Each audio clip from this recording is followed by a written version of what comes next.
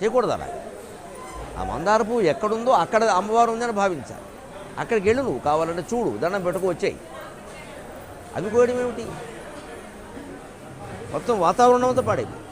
పైగా మన మనస్సులు ఎలా తయారయ్యాయంటే, అక్కడ ఉంటే ప్రకృతి అంతా బాగుంటుంది, పర్యావరణం బాగుంటుంది, సమాజానికి మేలయ్యే, అదంతా మాకెందుకండి?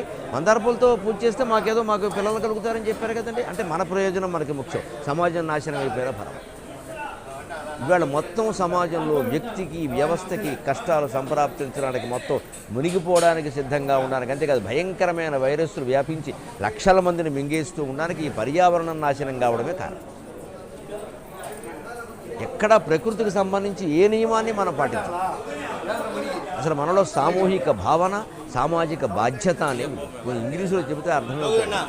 కలెక్టివ్ ఫీలింగ్, సోషల్ రెస్పాన్సిబిలిటీ లేదు, సామూహిక భావన లేదు మనకి. నేను, నాది.